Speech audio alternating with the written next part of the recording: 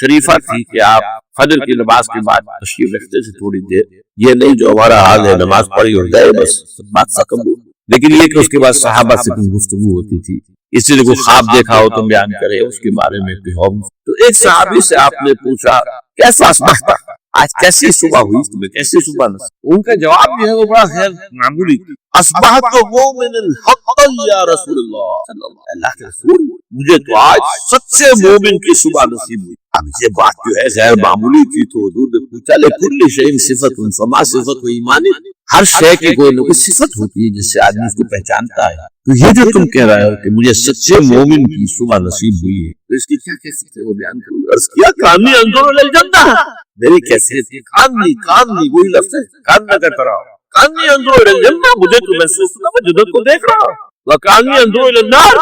اور مجھے تو یقین ہے کہ ایسے جیسے کہ میں دیکھ رہا ہوں جانا۔ تو یہ کیفیت ہے ایمان کی شدت، ایمان کا اس درجے میں ہونا، یہ احسان اسلام، اس میں اللہ کے لیے جد و جہد، اللہ کے لیے محنت، اللہ کے لیے بھاگ دوڑ، اللہ کا خوف، اللہ کی خشیت، استحضار اللہ فی القلب، اللہ کی عبادت، اللہ کی، یہ تمام جو کیفیت ہے اس سب کے اندر حسن پیدا ہو جائے، نکھار پیدا ہو جائے، خوبصورتی پیدا ہو جائے۔ یا بنی لا تشرک باللہ ان الشرک لظلم عظیم، الى قوله یا بنی اقم الصلاة وأمر بالمعروف وانہ عن المنکر واصبر على ما أصابک ان ذلك من عزم الامور، وقال تبارک وتعالی اننی انا اللہ لا الہ الا انا فاعبدنی واقم الصلاة لذکری، صدق اللہ العظیم۔ محترم لطف الرحمان صاحب ناظم قرآن کالج، محترم پروفیسر حافظ محمد فاضل صاحب رئیس شعبہ عربی و اسلامیات، محترم میجر ریٹائرڈ فتح محمد صاحب ناظم دارالمقامہ اور عزیز طلبہ، میں سب سے پہلے تو آپ حضرات کو مبارکباد پیش کرتا ہوں کہ آپ نے یہ 2 روزہ صلاۃ کیمپ منعقد کیا۔ میں یہ سمجھتا ہوں کہ قرآن کالج کی یہ پہلی تقریب ہے کہ جو اس کے قیام کے مقصد کے ساتھ بڑی گہری ہم آہنگی رکھتی ہے۔ تو یہ کہ جس انداز میں اسے منظم کیا گیا ہے، اس میں خاص طور پر میجر صاحب کی جو فوجی تربیت ہے اس کا جو عمل دخل مجھے نظر آیا ہے، تو میں اس پر بھی انہیں ہدیہ تحسین پیش کرتا ہوں اور امید کرتا ہوں کہ آئندہ بھی دین کے جو اہم اور بنیادی موضوعات ہیں ان پر اسی طرح کے تربیتی کیمپ منعقد کرتے رہیں گے۔ میری گفتگو کا جو اس وقت عنوان معین ہے، جو اس وقت آپ کے سامنے لکھا ہوا بھی ہے، فلسفہ دین میں نماز کی اہمیت، اس میں سب سے پہلے تو میں توجہ دلاؤں گا کہ لفظ فلسفہ اصلاً عربی کا ہے اور نہ ہی یہ قرآن حکیم کی اصطلاح ہے۔ یہ لفظ بھی اپنے اصل کے اعتبار سے یونانی ہے، فلسفی، اگرچہ فلسفی عربی میں اب استعمال ہوتا ہے، فلاسفہ اس کی جمع بھی ہوتی ہے، لیکن واقعات یہ عربی زبان کا لفظ نہیں ہے۔ اسی کی ایک مثال اور ہے تصوف، وہ بھی بظاہر تفاعل کے وزن پر خالص صیغہ معلوم ہوتا ہے عربی زبان کا، لیکن یہ بھی تھیوسوفی، یہ بھی در حقیقت یونانی اصل لفظ ہے جس کی تعریف کی گئی ہے، اسے معرب بنا کر عربی کا جامہ پہنا دیا گیا ہے۔ فلسفے سے ہم جس علم یا جس شعبہ علم کو مراد لیتے ہیں، قرآن حکیم کی اصطلاح میں اس کے لیے لفظ حکمت ہے۔ اس کا مادہ ہا، کاف، میم، اور اس کا بنیادی مفہوم وہی ہے کہ جو اس سے جو ایک مشتق لفظ ہے استحکام، کسی شے کا مضبوط ہو جانا، پختہ ہو جانا، قوی ہو جانا، ایسی صلاحیت حاصل کر لینا کہ وہ اپنی حفاظت کر سکے، اپنے خلاف کسی بھی اقدام پر اپنا دفاع کر سکے۔ یہ ہا، کاف، میم کے مادے کا اصل مفہوم ہے۔ اور حکمت انسان کے فکر اور اس کے شعور کی پختگی کا نام ہے، اس لیے کہ انسان حیوانات سے ممیز کیا گیا ہے، اگرچہ مختلف اعتبارات سے، لیکن یہ کہ اس میں سب سے اہم اعتبار یہ ہے کہ یہ حیوان عاقل ہے۔ اسی طریقے سے اسے حیوان ناطق کہا جاتا ہے، اور نطق اور عقل کا بڑا گہرا تعلق ہے اور ربط ہے، دونوں ایک دوسرے سے جڑے ہوئے۔ تو ہم کہیں گے شعور، عقل سے انسان کو شعور حاصل ہوتا ہے، اور نطق جو ہے اس کی بنیاد، اس کا سورس جو ہے وہ یہی شعور۔ تو انسانی فکر کی پختگی، انسانی شعور کی پختگی، اس کے اندر ایسی صلاحیت کا پیدا ہو جانا کہ وہ حقائق تک رسائی حاصل کر سکے، اس میں اتنی قوت پیدا ہونا کہ وہ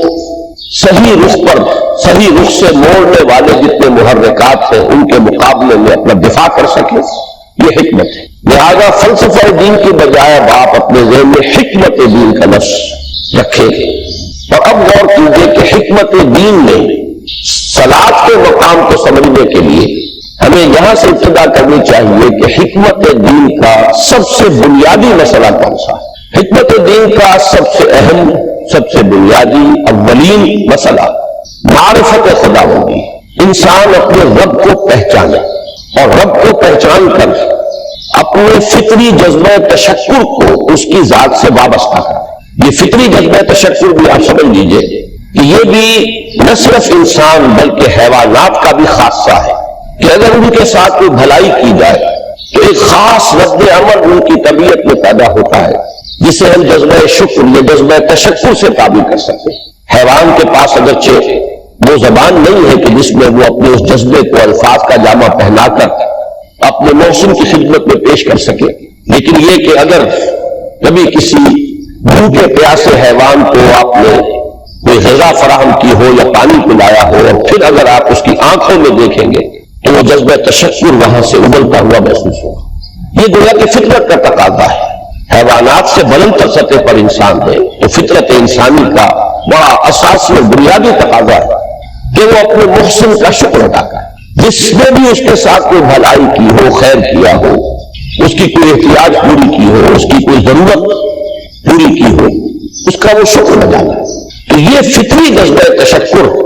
جب تک عقل انسانی اپنے اصل محسن اور مربی کو نہیں پہچانتی تو یا تو یہ منتشر رہتا ہے یا بھٹکتا رہتا ہے۔ چنانچہ شرک کی جو ساری تاریخ ہے اس کا تجزیہ کریں گے تو بات یہی نظر آئے گی کہ اس جذبہ تشکر نے اپنے علم کی کوتاہی کی وجہ سے، اپنے فہم کی کوتاہی کی وجہ سے مختلف اشیاء کے ساتھ یا مظاہر قدرت کے ساتھ اپنے آپ کو منسلک کر لیا۔ مثلاً یہ کہ یہ بات غلط نہیں ہے کہ ہماری دنیا کا یہ سارا نظام جو ہے اس میں سورج کی حرارت کو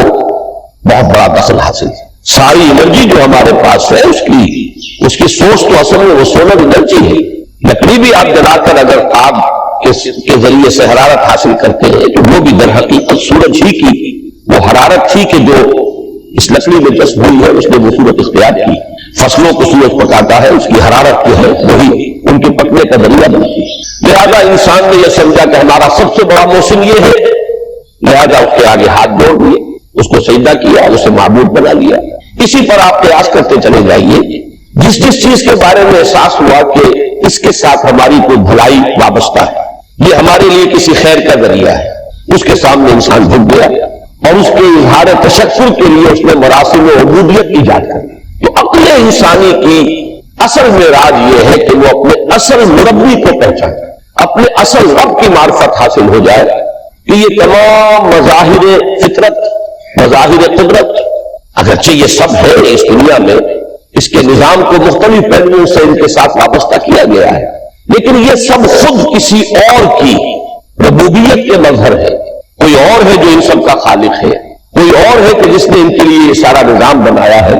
تو ایک ہی چھلانگ میں انسان پھر وہاں پہنچتا ہے اور اپنے اصل رب اور مربی کو پہچان کر اب اپنے پورے جذبہ تشکر کو اس کی ذات کے ساتھ منسلک کر دے۔ یہ میں نے خلاصہ عرض کیا آپ کے سامنے سورہ لقمان کے دوسرے رکوع کی اس پہلی آیت کا،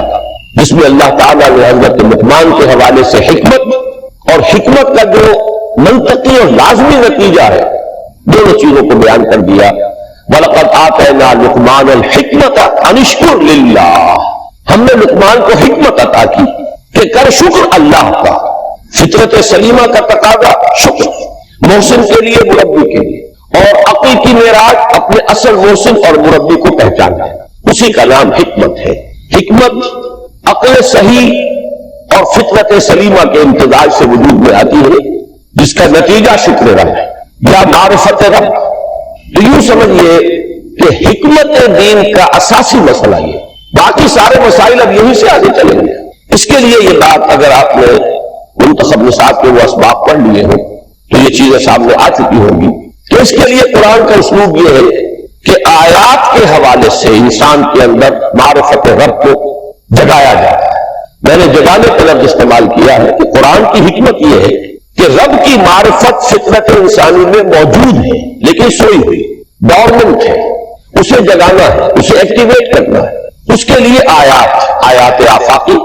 ان فی خلق السماوات والارض واختلاف اللیل والنہار والفلک التي تجری فی البحر بما ينفع الناس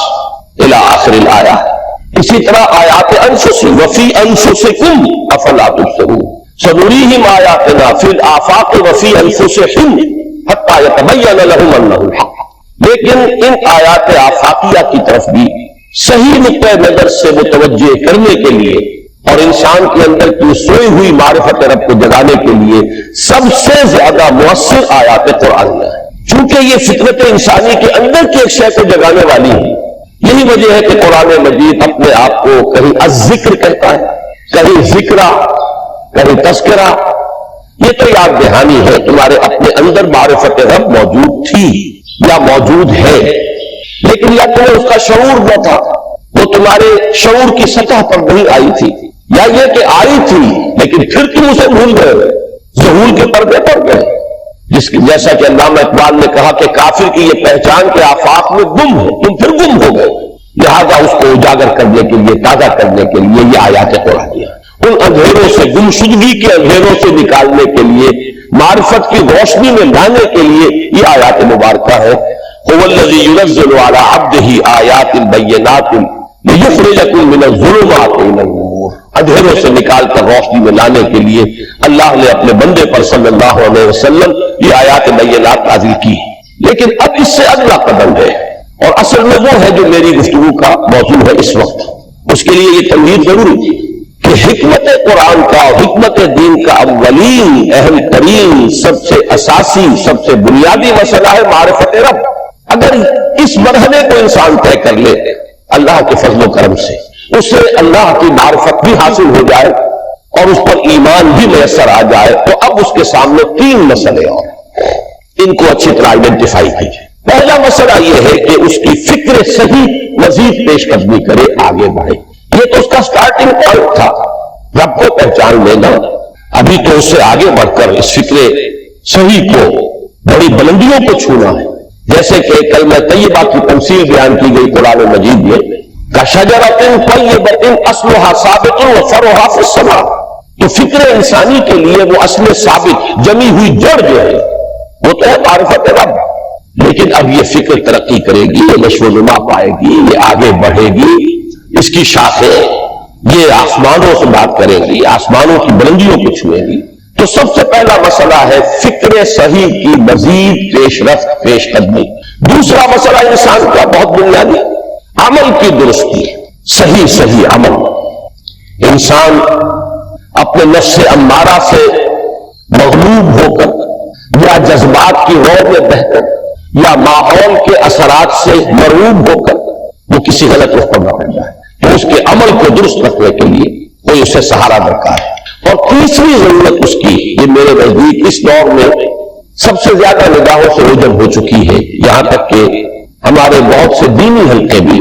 خاص طور پر جو ریلیجس ایکٹیوسٹ شمار ہوتے ہیں، جو دین کی احیائی جدوجہد میں مصروف نظر آتے ہیں، تجدید دین، احیاء دین، غلبہ دین، اقامت دین، ان کی بھی ایک بہت بڑی محرومی ہے کہ وہ ایک تیسرے گوشے کو تقریباً نظر انداز کر رہے ہیں، اور وہ ہے روحانی ترقی۔ اس لیے کہ انسان کی اصل عظمت کی بنیاد تو وہ روح ہے جو اس میں پھونکی گئی، وَنَفَخْتُ فِيهِ مِن رُوحِي، جس کا تعلق ذات باری تعالیٰ کے ساتھ ہے۔ کم سے کم یہ تو ہر شخص مانے گا، کوئی بڑے سے بڑا ریشنلسٹ اور روحانیت کا منکر شخص وہ بھی یہ تو ماننے پر مجبور ہے کہ اللہ تعالیٰ نے اس کی جو نسبت اپنی طرف فرمائی ہے روحی، اس میں در حقیقت انسانی روح کی عظمت اور اس کی شرافت، اس کی بلندی اور اس کی بزرگی کی طرف اشارہ ہے۔ بہرحال اس کی ترقی، فکر صحیح کی ترقی۔ نمبر 2، عمل کی درستی، اس میں افراط و تفریط نہ ہو، اس میں انسان نفس امارہ سے مغلوب ہو کر یا جذبات کی رو میں بہ کر یا ماحول کے اثرات سے متاثر ہو کر کوئی غلط اور غیر متوازن راستہ اختیار نہ کر لے۔ اور نمبر 3، روحانی ترقی۔ اب ان میں سے پہلی چیز کو لیجیے، فکر صحیح کے مزید ارتقاء اور اس کی مزید پیش قدمی کے لیے قرآن حکیم نے بھی سورہ آل عمران کے آخری رکوع میں ذکر کو سب سے پہلے اور سب سے اہم عامل کی حیثیت سے شمار کیا۔ چنانچہ اس کی پہلی آیت جو ہے سورہ آل عمران کے آخری رکوع کی، اس میں تو وہی مضمون جو میں بیان کر چکا وہ آیا ہے، ان فی خلق السماوات والارض واختلاف اللیل والنہار لآیات لأولی الالباب، یقیناً آسمان اور زمین کی تخلیق میں اور دن اور رات کے الٹ پھیر میں نشانیاں ہیں ہوش مندوں کی۔ ان کے ذریعے سے انسانی شعور کے اندر وہ معرفت رب اجاگر ہوگی۔ وہ پہلا مرحلہ اس نے طے کر لیا، وہ ڈورمنٹ معرفت اب ایکٹیویٹ ہو گئی۔ اب مزید فکر کا مرحلہ ہے جو اگلی آیت میں آیا ہے، الذین یذکرون اللہ قیاما وقعودا وعلی جنوبہم ویتفکرون فی خلق السماوات والارض ربنا ما خلقت ھذا باطلا سبحانک فقنا عذاب النار۔ یعنی تفکر جو ہے، یتفکرون فی خلق السماوات والارض، وہ تفکر کرتے ہیں، غور و فکر کرتے ہیں آسمان اور زمین کی تخلیق میں، لیکن اس تفکر کے ساتھ لازماً ذکر اور ذکر مدام، ذکر بھی وہ کہ جو مستقل ہو، ہر حالت میں ہو۔ الذین یذکرون اللہ قیاما وقعودا وعلی جنوبہم، وہ لوگ کہ جو اللہ کو یاد رکھتے ہیں، اللہ کا ذکر کرتے ہیں، کھڑے ہوئے بھی، بیٹھے ہوئے بھی، اور اپنے پہلوؤں کے بل یعنی لیٹے ہوئے بھی۔ اب ان تین کے سوا تو کوئی پوزیشن انسان کی نہیں ہے، اسی کا نام ہے دوام ذکر۔ اور اس کے ساتھ اگر وہ تفکر کرتے ہیں کہ ان کا فکر ابھی منزل تک پہنچتا ہے، میں اس پر زیادہ بحث اس وقت نہیں کروں گا۔ اس وقت میں نے چونکہ وہ 3 باتیں بیان کی تھی، میں درجہ بدرجہ چاہتا ہوں کہ آگے بڑھوں اور ایک حد سے زیادہ کسی بھی مسئلے میں تجاوز نہ کروں۔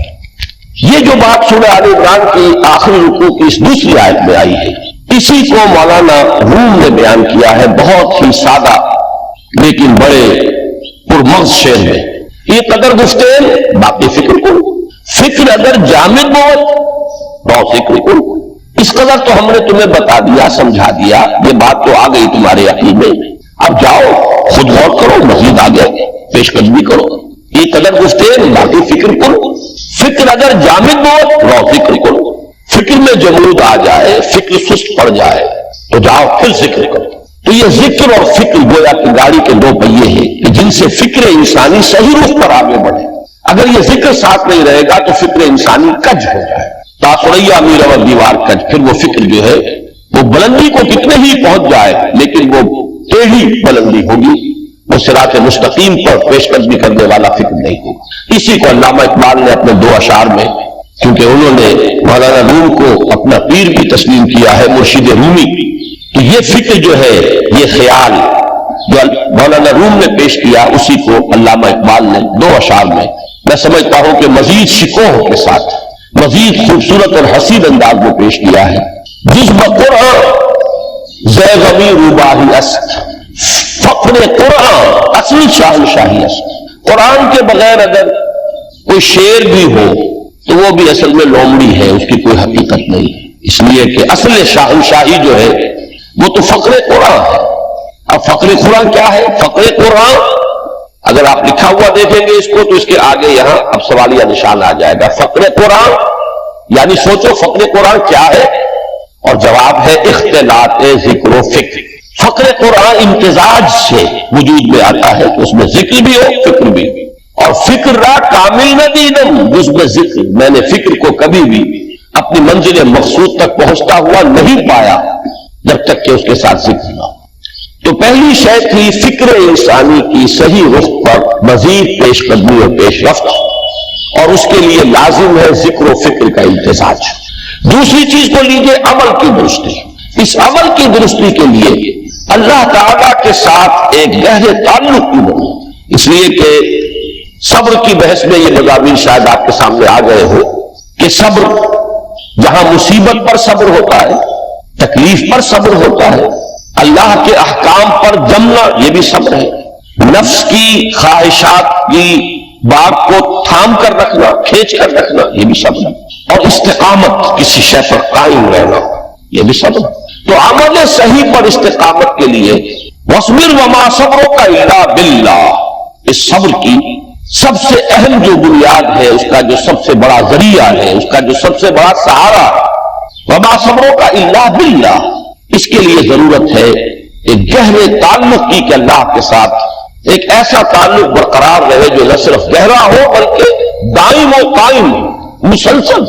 ذرا ظہول ہوگا تعلق مع اللہ میں، ذرا کمی آئے گی، شیطان کا وار طاری ہو جائے گا۔ اسی کو حضور نے حدیث میں یوں تعبیر کیا ہے تمثیلاً کہ جو دل اللہ کی یاد سے غافل ہے اس پر، فارسی کا وہ مقولہ بھی ہے کہ خانہ خالی را دیو بھی گرت، گھر خالی رہے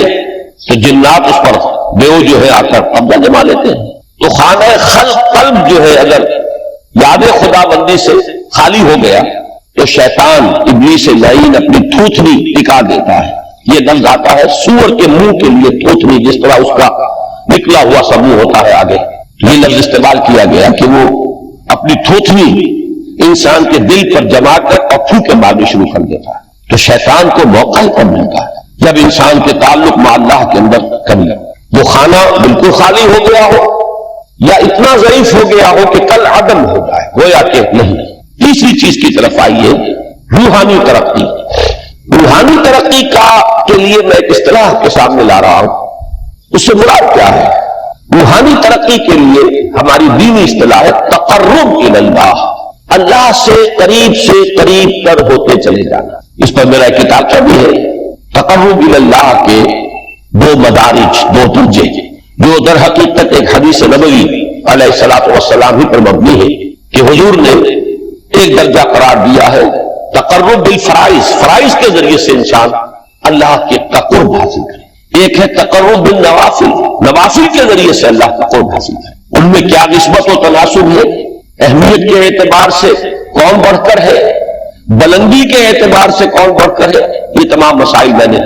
اپنی اس تقریر میں بیان کیے تھے جو اس کتاب کے میں شائع ہوئی ہے۔ اس وقت میں اس کی تفصیل میں نہیں جا رہا، صرف یہ تذکرہ اس لیے کر رہا ہوں کہ جن کو بھی خواہش ہو جائے وہ اس کا مطالعہ کرے۔ ہماری اس وقت کی گفتگو سے وہ کتاب کیا اس جگہ پر منصرف ہوگا۔ تو تقرب الی اللہ، یہ تقرب کوئی فزیکل فنومینل نہیں ہے، جسمانی یا مادی مسئلہ نہیں ہے۔ اللہ سے قرب یہ نہیں ہے کہ کوئی کروڑوں میل کا فاصلہ ہے، اب ہمیں وہ رسی پر چڑھنا ہے اوپر بڑی محنت اور مشقت سے، فصل تو ہے ہی نہیں، فاصلہ ہے ہی نہیں، موڈ ہے ہی نہیں۔ نحن اقرب الیہ من حبل الورید، ہم تو انسان سے اس کی شہرگ سے بھی زیادہ قریب ہے۔ وہ معکم اینما کنتم، وہ تو تمہارے ساتھ ہی ہوتا ہے جہاں کہیں بھی تم ہو، بس صرف یہ کہ تمہاری توجہ نہیں ہوتی، تم اور چیزوں میں مشغول و مصروف رہتے ہو، تم ہماری طرف دھیان ہی نہیں دیتے، تم ہماری طرف متوجہ ہی نہیں ہوتے۔ ہم تو مائل بے کرم ہے، کوئی سائل ہی نہیں، راہ دکھلائے کسے رہنمے منزل ہی نہیں۔ انسان جب متوجہ ہو جاتا ہے اور بڑھتا ہے، آگے پیش قدمی کرتا ہے روحانی اعتبار سے، تو یہ ہے در حقیقت تقرب الی اللہ، اور اسی کو ہم کہیں گے روحانی ترقی۔ اب ان تین چیزوں کو اگر آپ نے ذہن میں جما لیا، پھر میری بات کی ترکیب اس کو ذہن میں قائم کیجئے۔ ہم چلے کہاں سے کہ دین کے ساتھ اصل مناسبت فلسفے کی نہیں، حکمت کی۔ نمبر 2، حکمت قرآنی کا پہلا اور اہم ترین اور بنیادی مسئلہ معرفت رب کا حصول ہے، اس کا نتیجہ شکر خدا بندی، اس کا ذریعہ آیات آفاقی، آیات انفسی، اور سب سے بڑھ کر آیات قرآنیہ جو الذکر ہے، جو تذکرہ ہے، جو ذکر ہے۔ لیکن اس پہلے مرحلے کو اگر کوئی انسان بفضل ہی تعالی، اللہ کے فضل و کرم سے طے کر لے، اب اس کے سامنے تین مسئلے، فکر کی مزید پیش رفت، مزید پیش قدمی صحیح رخ پر، اس کے لیے ذکر اور فکر دونوں کا امتزاج لازمی ہے۔ فقر قرآن اختلاط ذکر و فکر، الذین یذکرون اللہ قیاما وقعودا وعلی جنوبہم ویتفکرون فی خلق السماوات۔ دوسری شے عمل کا درست رہنا، نہ افراط و تفریط ہو، عدم توازن ہو، نہ انسان نفس سے مغلوب ہو جائے، نہ انسان جذبات کی رو میں اندھا ہو جائے، نہ انسان ماحول سے مرعوب ہو کر متاثر ہو جائے، صحیح رخ پر اس کا عمل۔ نمبر 3 روحانی ترقی، جو اصل حاصل ہے، جو اصل مقصود ہے۔ نمبر 2 چیز کے لیے تعلق مع اللہ ضروری، نمبر 3 کے لیے تقرب الی اللہ ہوگی۔ اب غور کیجئے، ان تینوں چیزوں کا بڑا گہرا تعلق ہے نماز کے ساتھ، ان تینوں کے لیے ستون کی حیثیت نماز کو ہے۔ لہذا ایمان کے بعد یا معرفت رب کے بعد حکمت دین کا اہم ترین مسئلہ نماز، صلاۃ، اس لیے کہ ایک طرف یہ انسان کو اللہ کے ساتھ ایک گہرے تعلق کا ذریعہ فراہم کرتی ہے، اپنے تمام مصروفیات میں سے ان مشغولیتوں میں جن میں گم ہونے کا خدشہ ہوتا ہے نکلو، 24 گھنٹے کے معمولات میں سے کم 5 مرتبہ تو لازماً نکلو اور اپنے آپ کو ذرا، اپنے حواس کو بھی، اپنی باطنی کیفیات کو بھی ذرا تازہ کرو۔ اگر کوئی گندگی، نجاست، کسی طرح کی ناپاکی کا کوئی معاملہ ہے، طہارت حاصل کرو۔ طہارت سے تمہارے اندر روح کو بھی بالندگی ہوگی، تمہارے حواس بھی تازہ ہوں گے، تم گویا کہ بحیثیت کل تمہاری ہستی چاق و چوبند ہو جائے، وہ کسل، وہ سستیاں، وہ جو ایک کثافتیں ہوتی ہیں، ان سب سے نجات حاصل کرو اور آپ اپنے رب کے حضور میں کھڑے ہو جاؤ، اس کے ساتھ اپنا عہد بھی تازہ کرو، اس کی اہم صفات کو بھی اپنے ذہن میں پھر مستحضر کرو۔ یہی وجہ ہے، دیکھیے میں نے جو آیات آپ کو شروع میں سنائی تھی، سورہ لقمان کی 2 آیتیں، پہلی آیت میں اس کا ترجمہ کر چکا، دوسری آیت وَلَقَدْ وَإِذْ قَالَ لُقْمَانُ لِابْنِهِ وَهُوَ يَعِظُهُ يَا بُنَيَّ لَا تُشْرِكْ بِاللَّهِ إِنَّ الشِّرْكَ لَظُلْمٌ عَظِيمٌ۔ اس کے بعد درمیان میں کچھ مضمون آ کر پھر وہ آیت مبارکہ آئی، یا بنی اقم الصلاۃ وامر بالمعروف وانہی عن المنکر واصبر علی ما اصابک۔ گویا کہ اہم ترین چیز، بنیادی ترین چیز، اللہ کو محض پہچان لینا کافی نہیں ہے، یاد رکھنا ضروری ہے۔ اللہ یاد رہے گا تو فکر صحیح آگے بڑھے گا، اللہ یاد رہے گا اور اس کے ساتھ ایک گہرا تعلق جو ہے برقرار رہے گا تو عمل درست رہے گا۔ بالکل یہی بات سورہ طٰہٰ میں جو پہلی وحی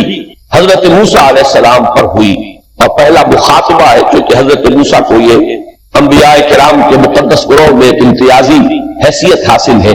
کہ ان سے براہ راست گفتگو ہوئی ہے، اگرچہ صرف ایک پردہ تھا، وہ من ورائے حجاب گفتگو ہوئی ہے، لیکن یہ کہ کوئی فرشتے کا درمیانی جو ہے وہ لنک نہیں تھا، براہ راست اللہ تعالیٰ نے حضرت موسیٰ علیہ السلام سے کلام فرمایا۔ کلم اللہ موسیٰ تکلیما، موسیٰ سے تو اللہ نے کلام فرمایا جیسے کہ کلام کیا جاتا ہے۔ تو پہلا مخاطبہ ہے، یہ پہلا مکالمہ ہے، پہلی وحی کہیے، اسی میں یہ الفاظ بھی موجود ہیں، اننی انا اللہ لا الہ الا انا فاعبدنی واقم الصلاۃ لذکری۔ یہ گویا کہ حکمت قرآنی کا ایک بہت بڑا خزانہ ہے یہ آیت مبارکہ، کہ خود حضرت موسیٰ علیہ السلام کو جو ہدایت دی جا رہی ہے، میں ہوں، میں اللہ، اننی انا اللہ لا الہ الا انا، میرے سوا کوئی معبود نہیں، فاعبدنی، بس میری بندگی، میری عبادت، میری پرستش، میری محبت، اس کو اختیار کرو۔ وَأَقِمِ الصَّلَاةَ لِذِكْرِي، اور نماز کو قائم رکھو میری یاد کے لیے۔ بلکہ اسی سلسلہ کلام میں آگے چل کر سورہ طٰہٰ میں آتا ہے، کافی گفت و شنید کے بعد جب حضرت موسیٰ نے کچھ معذرت بھی کی، کچھ دعائیں بھی کی، اللہ نے ایک دعا قبول بھی کی کہ ان کے بھائی کو بھی شریک کر دیا،